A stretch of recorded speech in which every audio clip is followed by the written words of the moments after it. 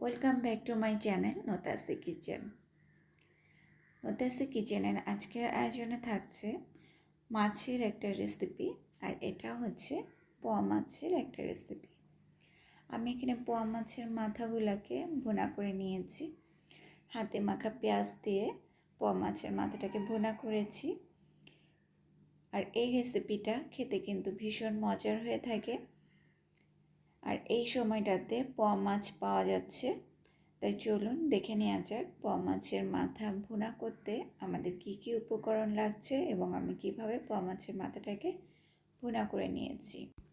আর এরকম সহজ সহজ সব রেসিপি পাওয়ার জন্য অবশ্যই আমার চ্যানেলটাকে সাবস্ক্রাইব করে রাখবেন এবং পাশের বেল বাটনে প্রেস করতে ভুলবেন না। আমি এখানে 4টা পোয়া মাছের মাথা নিয়েছি, আর মাথাগুলোকে অবশ্যই খুব ভালোভাবে পরিষ্কার করে ধুয়ে নিতে হবে।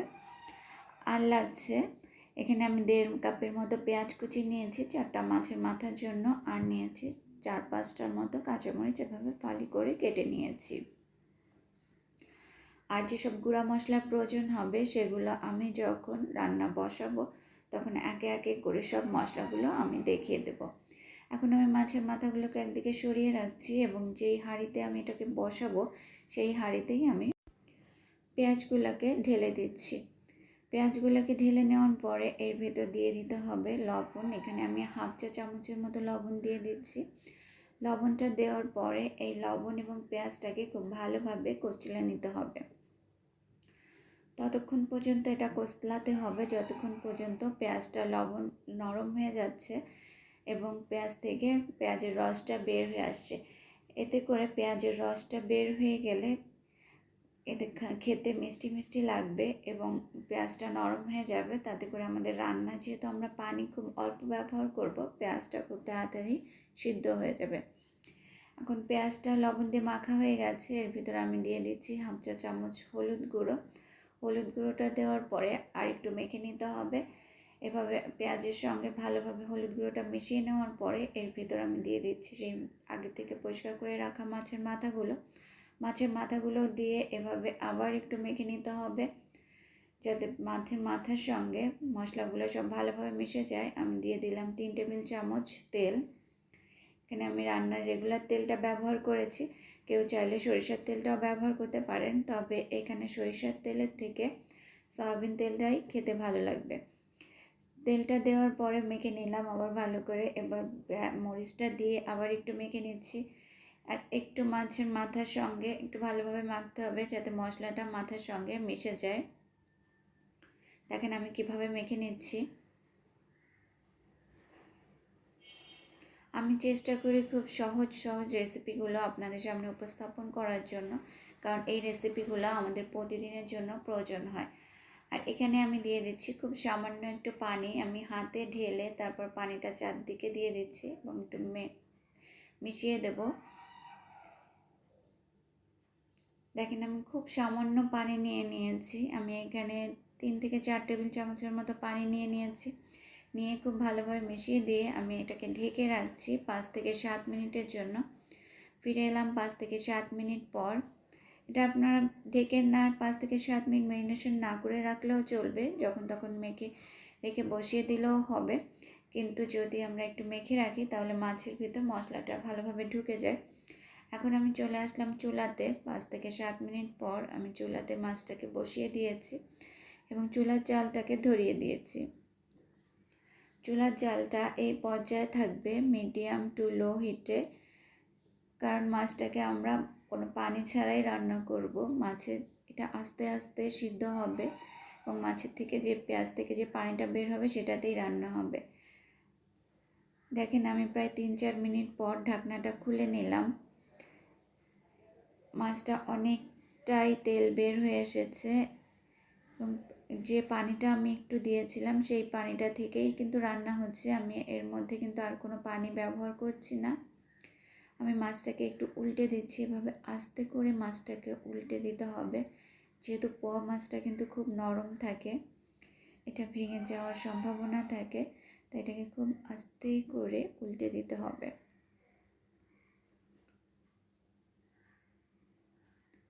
আমি এভাবে উল্টে দিয়ে আবার এটাকে ঢেকে দেব।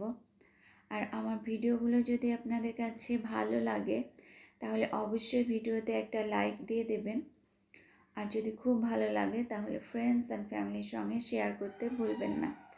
আপনারা যদি একটা লাইক দেন এবং কমেন্টস করেন তাহলে আমরা আরেকটা ভিডিও আপলোড করার জন্য উৎসাহ পাই। আমি আবার 2-3 মিনিটের মতো ঢেকে রেখেছিলাম। আমি আবার কিছুক্ষণ পরে এসে ঢাকনাটা তুলে নেড়ে দিচ্ছি। আমি আবার মাছের মাথাগুলোকে উল্টে দিচ্ছি, কারণ পানি ছাড়াই রান্না হচ্ছে, সেহেতু এভাবে উল্টে পাল্টে মাছের মাথাগুলোকে রান্না করে নিতে হবে। আমি এখানে কিন্তু এখনো পর্যন্ত কোনো পানি ব্যবহার করিনি। এখন দিয়ে দিচ্ছি 2-3টার মতো টমেটো ফালি। আমার টমেটোগুলো ফ্রোজেন ছিল, আপনার ফ্রেশ টমেটো থাকলে সেটা দিয়ে দেবেন। টমেটোর থেকেও কিছুটা পানি বের হবে, আর এভাবেই আমরা মাছের মাথাটাকে রান্না করে নেব। এখন আমি আবার লো হিটে রেখে দেব 5 থেকে 6 মিনিটের মতো। আশা করছি ইনশাল্লাহ এর মধ্যেই মাছের মাথাগুলো আমার রান্না হয়ে যাবে খুব ভালোভাবে। এই মাছটা তৈরি করতে খুব বেশি একটা সময় লাগে না, যেহেতু মাছটা নরম হয়ে থাকে। সব কিছু রেডি থাকলে এটা খুব সহজেই রান্না করে নেওয়া যায় অল্প সময় এবং খুবই কম মশলায়। এখানে আমি শুধুমাত্র পেঁয়াজ, হলুদ এবং কাঁচামরিচ ব্যবহার করেছি, আর কোনো মশলা এখানে ব্যবহার করা হয়নি। দেখলেন তো খুবই কম মশলা দিয়ে অল্প উপকরণে কিভাবে আমি রান্না করে নিলাম। আমার রান্নাটা অলরেডি কমপ্লিট হয়ে এসেছে। আমি এখন উপর থেকে দিয়ে দিচ্ছি কিছু ধনে পাতাটা দিয়ে আবার আমি 1 থেকে 2 মিনিটের মতো ঢেকে রাখবো। ঢেকে রেখে এটা যখন ধনে পাতাটা একটু নরম হয়ে আসবে তখন আমি ঢাকনাটা তুলে দেখব যে কতটুকু কি হয়েছে। আমি একটু নেড়ে দিচ্ছি এখানে, কারণ এখানে যাতে লেগে না যায় নিচের দিকে। যেহেতু এখানে কোনো পানি ব্যবহার করা হয়নি, লেগে যাওয়ার সম্ভাবনা থাকে খুব বেশি। এই যে দেখেন চারদিক থেকে তেলটা ভেসে উঠেছে, তেলটা উপরে চলে এসেছে, তার মানে রান্না অলরেডি কমপ্লিট। নামানোর আগ দিয়ে অবশ্যই লবণটাকে চেক করে নিতে হবে। লবণটা যদি কম হয়ে থাকে এই পর্যায়ে লবণটা দিয়ে নেবেন। রান্নাটা শেষ। এখন আমি চুলাটা অফ করে দিয়ে এটা ঢাকা দিয়ে রাখবো 5 মিনিটের জন্য। ঠান্ডা হলে আমি সার্ভ করে দেখাচ্ছি কেমন হয়েছে আমার পোয়া মাছের হাতে মাখা পেঁয়াজ দিয়ে রান্না।